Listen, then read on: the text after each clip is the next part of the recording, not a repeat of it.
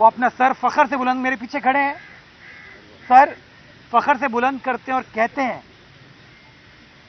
कि वो वाले जमाने की चील चौक और आज बिलावल भुट्टो जरदारी साहब के जमाने की चील चौक देखो। आज वहां सन्नाटा नहीं है, वहां पर रौनक है। आज वहां पर टूटी हुई सड़कें नहीं है, वहां पे ऐसी सड़क है कि लोग आके टिकटॉक शिकटॉक बना रहे हैं। पहले हमारे लियारी वाले मुझे बताते हैं छेड़छाड़ में ये लोग कि सर पहले लियारी वाले हमारे जा रहे थे वो डीएचए, अब हम कह रहे हैं कि हमने लियारी में डीएचए बना दिया है। तो क्या जंगल में मंगल। लेकिन जंगल से मुझे याद ही आता है कि जंगल में मोर नाचा किसने देखा। इसलिए आप मीडिया के दोस्तों की मदद चाहिए कि जो अच्छे अच्छे काम हो रहे हैं इन अच्छे अच्छे कामों को आप लोगों को दिखाएं, ताकि ये जो मुस्बित इमेज है हमारे शहर की उसको उस्तवार करने में हम सब अपना अपना किरदार अदा कर सकें। अल्लाह ताला हम सबको तौफीक दे कि हमने जो आवाम से वादे किए हैं उन वादों को निभाएं, उन वादों को वफा करें और इसी तरीके से खिदमत का सफ़र जारी और सारी रहे। पाकिस्तान जिंदाबाद। मेयर साहब ये बताइएगा कि जहाँ इस वक्त खड़े हैं इसकी कैपेसिटी कितनी है, कितना पानी यहाँ आता है, कितना जो है 9 MGD का 17 MGD हो गया। जो गार्बेज निकालने के लिए जो सिस्टम आपने इसको डिफाइन जी ये जी पहले इसकी कैपेसिटी थी 9 MGD, यानी कि 90 लाख गैलन पर डे ये सेवरेज की नकाशी को यकीनन बना सकता था। अब ये 17 MGD यानी कि 1 करोड़ 70 लाख गैलन जो है डेली सेवरेज के पानी की नकाशी करेगा। सॉलिड वेस्ट का होता क्या है, जितने भी आप हमारे पंपिंग स्टेशन में जाएंगे उसमें एक ये शील्ड लगी हुई मैं आपको दिखाता हूँ, ये स्क्रीन कहते हैं इसको एक्चुअली।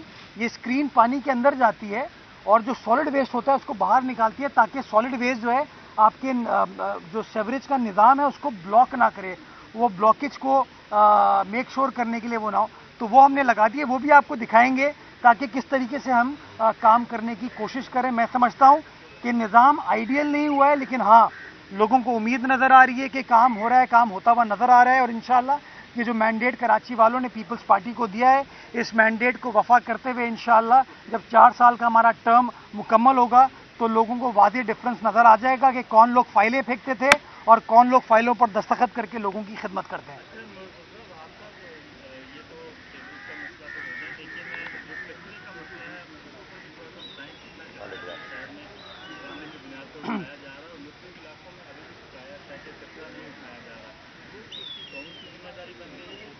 देखिए 10,15,000 टन कचरा है जो डेली सॉलिड वेस्ट का डिपार्टमेंट कराची के 7 अजला से उठा के अपनी लैंडफिल साइट पर लेके जाता है। ये तमाम रिकॉर्ड हमारा डिजिटाइज हो चुका है और एक दिन ऐसा करूंगा मैं आपको कि आप दोस्तों को सॉलिड वेस्ट के ऑफिस मधु करूंगा, आपको दिखाऊंगा कि वो किस तरीके से सारा निज़ाम चल रहा है। एक मोहतात अंदाजे के मुताबिक तकरीबन शहर 11 से 11,500 टन कचरा पैदा करता है। 10-10,500 टन जो है हम डेली कचरा उठा रहे हैं जो कि लैंडफिल साइट तक जाता है। ये थोड़ा सा बैकलॉग है जो कि बुनियादी तौर पर रिसाइकलिंग की जो हमारी इंडस्ट्री है, इनफॉर्मल इंडस्ट्री, जो लोग जाके कचरा कुंडियों से रिसाइक्लेबल मटेरियल निकालते हैं, उससे हमें थोड़ी सी दिक्कत का दुश्वारी का सामना करना पड़ता है। इसको हम रेगुलेट करने की कोशिश कर रहे हैं। वेस्ट टू एनर्जी की पॉलिसी भी हमने बना ली है। तो इसके अंदर अगेन एज आई सेड निज़ाम आइडियल नहीं हुआ है, लेकिन निज़ाम बेहतरी की तरफ जा रहा है। लोगों को रिलीफ देने के लिए, लोगों की सर्विस डिलीवरी को बेहतर बनाने के लिए हमने एक हेल्पलाइन नंबर तजवीज़ दिया है 1128 कि अगर किसी भी शहरी को कचरे के हवाले से कोई शिकायत है, कोई तकलीफ है, वो इस नंबर पर अपनी कंप्लेन दर्ज करा सकता है ताकि सॉलिड वेस्ट का अमला आए और अमला आने के बाद उस कचरे को वहाँ से उठा ले। जो दोनों सवालों के जवाब आप लाजमी दे दें। एक सवाल तो आपने वादों की बात की कि पीपल्स पार्टी ने वादे जो किए वो पूरे करने की कोशिश कर रही है, कई वादे पूरे भी किए। कुछ वादों का मामला पाकिस्तान और अमेरिका से भी जुड़ा हुआ नजर आ रहा है कि ट्रम्प आएंगे तो कोई किसी की रिहाई का वादा पूरा होगा। आप क्या समझते हैं कि उस इलेक्शन के बाद पाकिस्तानी सियासत पर फर्क पड़ेगा, खान साहब बाहर आएंगे?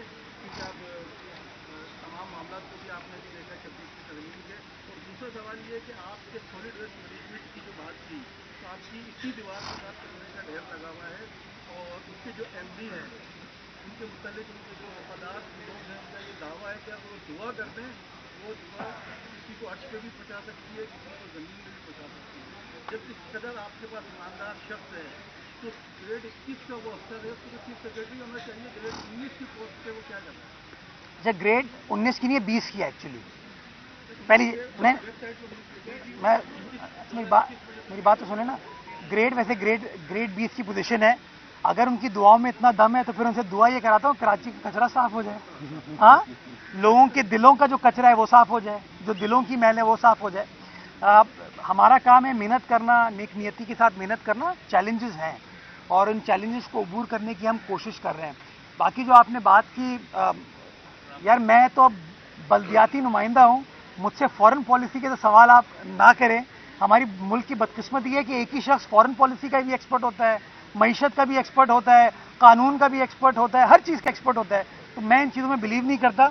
मेरा मानना तो ये है, हमारी कमिटमेंट ये है कि ट्रंप आए, इमरान खान आए, ये हम नहीं सोचते। हम कहते हैं बिलावल आएगा रोजगार लाएगा, बिलावल आएगा बेहतरी लाएगा, बिलावल आएगा लोगों को उम्मीद दिलाएगा। हमारा कमिटमेंट, हमारा वादा ये, हम इस चीज़ के ऊपर कारफर्म है।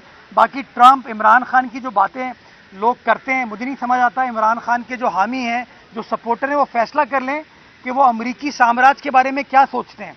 कभी वो कहते हैं अमरीकी मदाखलत नहीं होनी चाहिए, कभी वो कहते हैं अमरीका हमारा यार है, कभी वो कहते हैं अमरीका का जो यार है गद्दार है, फिर वो कहते हैं कि ट्रंप आएगा रिहाई दिलवाएगा। तो मुझे नहीं पता कि इनकी सोच क्या है क्या नहीं है, लेकिन इनकी पार्टी ने एक बड़ा आसान रास्ता निकाला हुआ है और वो रास्ता ये कुछ भी कह दो और बाद में तब्दील कर दो और कहो यू टर्न लेना, तो एक आम सी चीज़ है।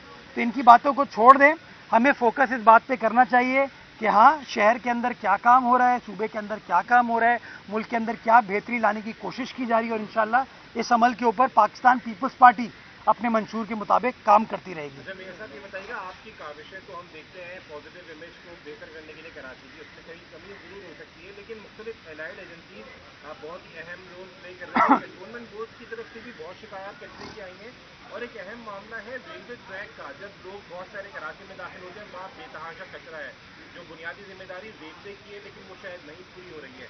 तो इस पे आपने कभी रेलवे से बात की है? बड़ा ही बैड इमेज कराची का वहाँ से एक जो है बनता है, और इस पे क्या यार ये जो वफाकी इदारे हैं ना, ये पता नहीं अपने आप को क्या समझते हैं। ये मेरा चला दीजिएगा बात। I don't know what do they think of themselves. Railway वालों को फलकनास पे जब बिल्डिंग बनती है ना, नजर नहीं आती। रेलवे वालों को अभी फलकनास के बराबर एज वी स्पीक अपना कैमरा लेके जाएगा मेन शाहराह फैसल पे, एक पेट्रोल पंप बना रहे हैं वो ग्रीन बेल्ट पे, वो नजर नहीं आता इन लोगों को। कचरा पड़ा हुआ है वो नजर नहीं आता इनको, और इल्जामात ऐसे लगाते हैं। हम कोई बल्दियाती इदारा काम करने की कोशिश करता है। मैं मलीर एक्सप्रेसवे की बात करूंगा। मलीर एक्सप्रेसवे, उनकी जो लाइन है, ट्रैक है ना, कायदाबाद से पहले से जो गुजर रहा है, वहां से मलीर एक्सप्रेसवे का रूट गुजरता है। उसकी एनओसी लेने में हमको कुछ 1.5 साल लगे। पता नहीं कौन सी दुनिया से आए ये लोग, क्या समझते हैं ये लोग अपने आप को। हम यू टर्न, नाता खान ब्रिज के नीचे यू टर्न बना रहे थे, हमारा अमला काम करने गया, काम बंद करा दिया उन्होंने। अभी सिविल एविएशन, एयरपोर्ट से आप निकलते हैं तो आपको वहां पे डेबरी नजर आती है, कचरा नजर आता है। वो किसका एरिया है? सिविल एविएशन का है। वहां फरिश्ते बैठे हुए हैं ना, खुद काम नहीं करते। हमने काम करना शुरू किया, उनकी टीम आ गई रुकवाने के लिए। बारिश होती है, फलकनास पे पानी आता है। कहां से आता है पानी? वो अपना रनवे क्लियर करते हैं, ये पानी हमारे पास फेंक देते हैं। मैं समझता हूं ये जो वफाकी इदारे हैं, इनको समझने की जरूरत है कि वो कराची में बैठे हैं, उनको कराची की मदद करने की जरूरत है। मेरे बड़े गिले हैं, बड़े शिकवे हैं वफाकी हुकूमत से कि ना पीएचडीपी में, वफाकी हुकूमत के बजट में कराची शहर के लिए कोई चीज की जाती है बड़ी। ग्रीन लाइन बनाने का कहते हैं आप, नुमाइश से लेके आज साबरी के होटल तक पूरी सड़क खोद दी है इन्होंने। हमारी तारीखी एमेजना रोड को तबाह कर दिया इन्होंने। कोई पूछने वाला इनसे नहीं है। इसलिए बार बार कहते हैं कि डेवोल्यूशन का यह फायदा है कि हम लोग यहां बैठे रोज उस सड़क से गुजरते हैं ना, हमें तकलीफ है, हमें परेशानी है। तो मेरे सख्त रिजर्वेशन हैं इनकी परफॉर्मेंस के ऊपर, चाहे वो रेलवे हो, चाहे वो सिविल एविएशन हो। इनके एरिया के अंदर भी रोड रिहैबिलिटेशन का काम हम कर रहे होते हैं। अभी मुझे पिछले दिनों किसी ने कहा कि सर आपने इतनी मेहनत करके जौहर का फ्लाईओवर बनाया, अंडरपास बनाया, वहां इंक्रोचमेंट हो रही है, ठेले लगा दिए, पथारे लगा दिए। वो किसका एरिया है? कंटोनमेंट बोर्ड फैसल का एरिया है। अभी किसी दोस्त ने मुझे वीडियो भेजी कि अंडरपास के बराबर में रोड कटिंग की इजाजत दे दी उन्होंने। किसने दी? कंटोनमेंट ने दी। तो थोड़े से सवालों के निस्तर जो है ना, एक तो ये वफाकी वुज़रा आते नहीं है। आई डोंट नो रेलवे का मिनिस्टर कौन है, लेकिन मैं चाहूंगा कि आप अपना कैमरा लेके जाएं अभी एयरपोर्ट के कोने पे अगर काम हो रहा है तो वो ये केएमसी कर रही है, ताकि शहर का मुस्बित इमेज हम उजागर कर सकें। अरबों रुपए सिविल एविएशन कमाती है कराची एयरपोर्ट से, लेकिन एक पाई जो है ना वो खर्च नहीं करते शहर के लिए। और कैमरा लेके जाइएगा, जब आप एयरपोर्ट का राउंड लगा रहे होंगे ना, तो उससे थोड़ा सा आगे फलकनास के बराबर में, बिल्कुल रेलवे लाइन के बराबर में वो पेट्रोल पंप बन रहा है। किसने इजाजत दी है उसकी? किसने एनओसी दी है उसकी? रेलवे को जमीन दी थी सिंध हुकूमत ने रेलवे ट्रैक के लिए, रेलवे की लाइन बिछाने के लिए। रेलवे सोसाइटी हो, बिल्डिंग्स हो, इमारतें हो, पेट्रोल पंप्स हो, ये लगाने के लिए उनको जमीन नहीं दी गई थी। इसको चलाइएगा टीवी पे, ताकि वजीर आजम को भी ये पता चले, या जो भी वजीर रेलवे उसको भी पता चले कि उनके लोग हम कराची वालों के साथ, ये शहर के साथ कर क्या रहे हैं। जी जी, थोड़ा गुस्सा आ गया मुझे यार इनकी बातों पे। करना चाहिए गुस्सा यार, ये हमारे शहर का राइट है ना जी। क्यों? अरे इतना नहीं डरना चाहिए, इतना नहीं डरना चाहिए। देखो, मैं तो आज डिमांड करता हूं, पोर्ट कासिम इस शहर से पैसे कमाता है, कराची पोर्ट ट्रस्ट इस शहर से पैसे कमाता है, ईपीजेडए इस शहर से पैसे कमाता है। इस शहर के इंफ्रास्ट्रक्चर के ऊपर पैसे लगाएं आप, इन्वेस्ट करें आप। मेहरान हाईवे जो ईपीजेडए से गुजर रही है ना, वो ईपीजेडए को बनानी चाहिए थी, लेकिन बनाई किसने? हम लोगों ने बनवाई, हम बना रहे हैं उसको। अभी जो मुर्गी खाने का ब्रिज जा रहा है पोर्ट कासिम की तरफ, वो पोर्ट कासिम को मदद करनी चाहिए हमारी। वो कौन बना रहा है? इस वक्त जो रिहैबिलिटेशन है वो केएमसी कर रही है, और नया ब्रिज जो है, जो डिप्टी मेयर साहब ने प्रपोज किया, अप्रूव कराया, वो हम गवर्नमेंट की मदद से बनाने चाह रहे हैं। तो खुदारा, ये जब कहते हैं ये शहर इस मुल्क का कमर्शियल कैपिटल है, इंडस्ट्रियल कैपिटल है, फाइनेंशियल कैपिटल है, तो इन वफाकी इदारों को इस शहर के ऊपर इन्वेस्ट करना चाहिए। और ये मैं वजीर आजम को कह भी चुका हूं, कई बार खुद कहे जाती तौर पर, और एक बार अब टीवी के जरिए भी प्राइम मिनिस्टर साहब को कह रहा हूं। जी,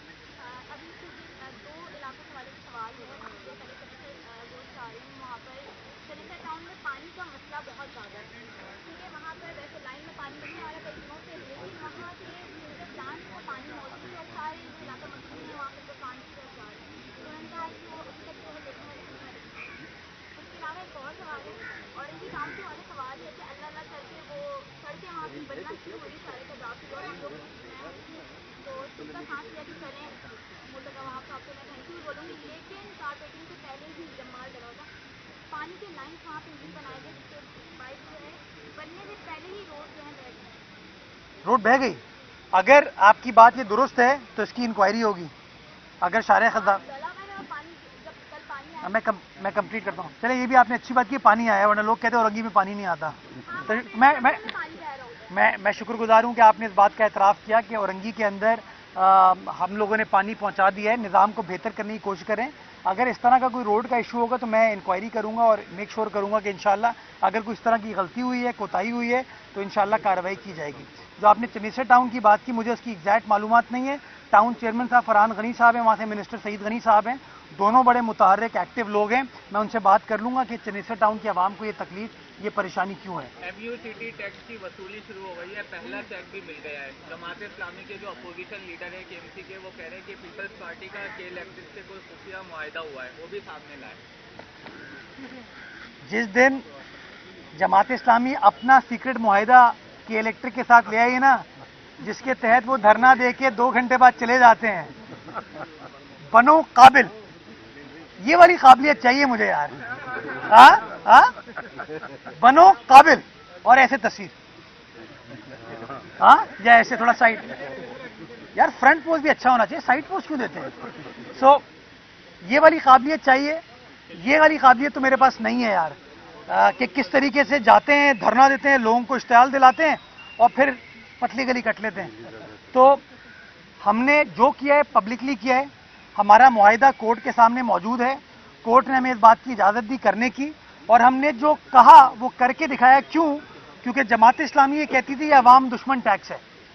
हमने बताया कि टैक्स कम करने के बावजूद हम इतना टैक्स इकट्ठा करेंगे।